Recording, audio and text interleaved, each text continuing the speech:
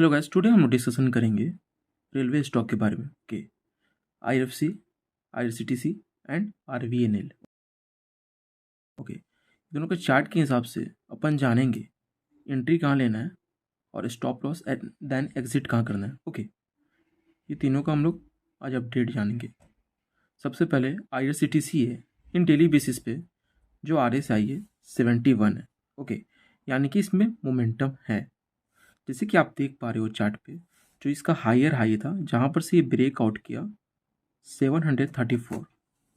Clear है? Okay, green candle बना, break out किया। ओके, उसके बाद कंटिन्यूसली मूवमेंट अपसाइड की तरफ है। क्लियर है?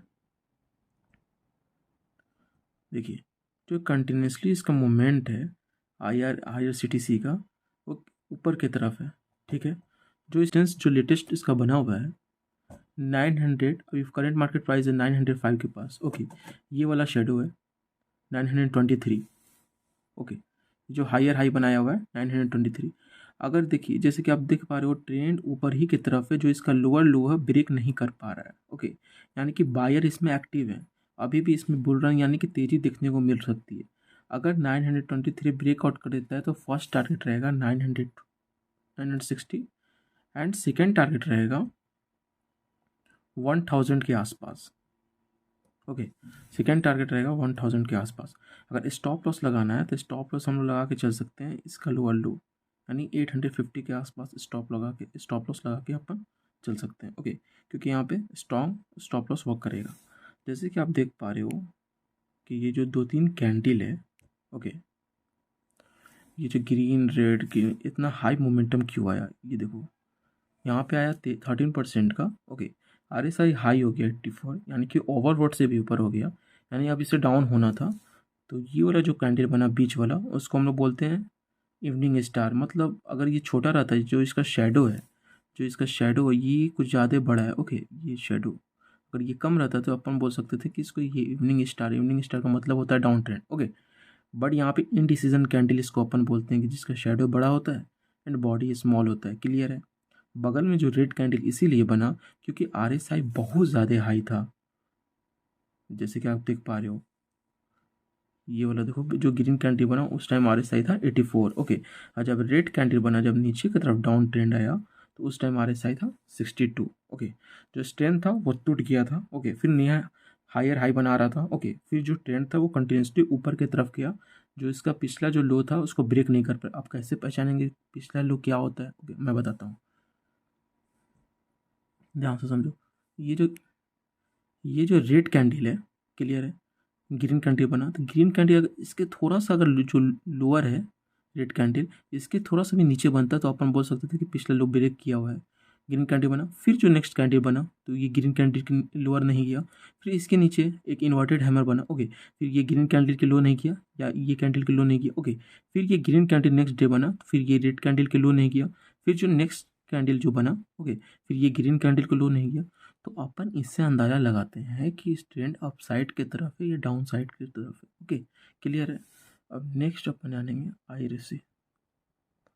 देखिए, Indian railway finance corporation. Okay, ये स्टॉक भी पूरा लाइमलाइट में रहा 2023 के आखिरी पड़ाव में।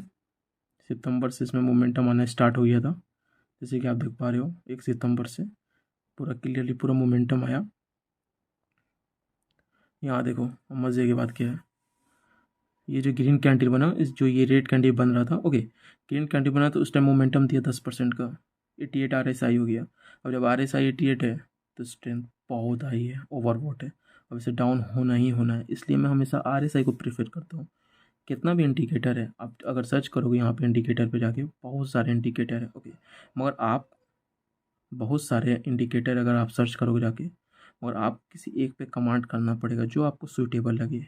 दिख रहे हो, बहुत सारे इंडिकेटर है, एक को पकड़ के उस पर एकदम बन जाओ। ओके, उसको एकदम अच्छे से समझ जाओ कि ये इंडिकेटर क्या है। ओके, जैसे कि मैं RSI पे प्रेफर करता हूँ, उसी पे वर्क भी करता हूँ।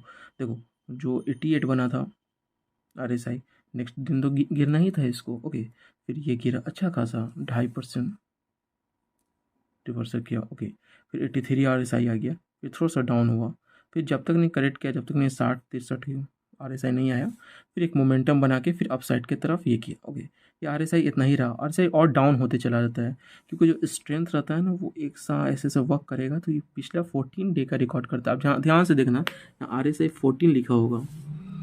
वेट,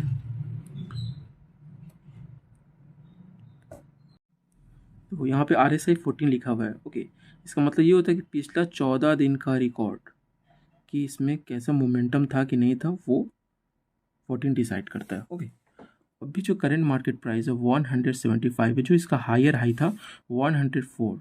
ओके, इसका हायर हाई था। अब साइड की तरफ मोमेंटम है, जैसे कि आप देख पा रहे हो, जो कैंडी बनाना है ऊपर की तरफ बना रहा है। ओके, जो पिछला लोअर लो है उसको ब्रेक नहीं कर पा रहा है। अब करना इसमें ये है 100 का स्टॉप लॉस लगा के, या तो अपन अगर इसमें एंट्री करना है, या तो 96 का स्टॉप लॉस लगाते हैं तो 2 स्टॉप लॉस कवर हो जाएगा, स्ट्रॉन्ग स्टॉप लॉस। एक तो ये हायर हाई का, ये 100। ओके, एंड जो नेक्स्ट जो कवर होगा, अगर इसमें स्टॉप लॉस लगाना है IRFC में, तो अपन 100 का स्टॉप लॉस लगा सकते हैं, और उससे भी मजबूत लगाना है। सेकेंड स्टॉप लॉस 96 है। अपन अगर 96 लगा के चलते हैं तो ये शॉर्ट टर्म के लिए 110 एंड 120 का टारगेट इजली अपन लेके चल सकते हैं। ओके, क्योंकि इसमें मोमेंटम है, अब साइड के तरफ है। जो स्ट्रेंथ है RSI वो भी 70 के आसपास है। ओके, ये मंडे को, आज संडे को मैं वीडियो बना रहा हूँ।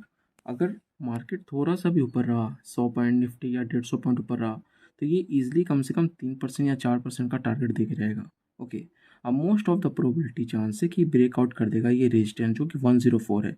एक बिग कैंडल बनेगा like that, green candle. Okay, this type of candle बनेगा यहाँ पे, एंड इसका जो ब्रेकआउट है, जो हायर हाई है 104, उसको ब्रेकआउट कर देगा। क्योंकि आप देख पा रहे हो कि 104 यहाँ पर से बना हुआ, फिर यहाँ पे आगे कंटिन्यूसली होल्ड किया। ओके, फिर जो जो रेड कैंडल बना, ओके, यहाँ पे तक गया, बट सेलर यहाँ पे एक्टिव है, यहाँ पे डाउन कर रहे हैं मार्केट को। फिर भी यहाँ से बायर भी पुश कर रहे हैं कि ऊपर की तरफ मूवमेंट करे। बस थोड़ा सा मार्केट अगर ग्रीन बन, मतलब मार्केट ओपन होता है 100 पॉइंट या 150 पॉइंट, तो ये ग्रीन कैंडल बनेगा। Most of the probability chance है कि 110 एंड 120 इजिली अचीव कर लेगा दिस मंथ। क्लियर है IRFC का। अब अपन बात करेंगे रेल विकास निगम लिमिटेड। ओके, RVNL, ये भी रेलवे का ही। RSI का बात करेंगे, जो करंट RSI है 63 है। ओके, देखो ये जो ग्रीन कैंडल बना, यहाँ पर से ब्रेकआउट किया, यहाँ पर से ब्रेकआउट किया, हॉल्ट किया, थोड़ा थोड़ा वॉल्यूम नहीं आया था, सडनली मूवमेंट आया, ब्रेकआउट किया। RSI देखो 86 था। क्लियर है,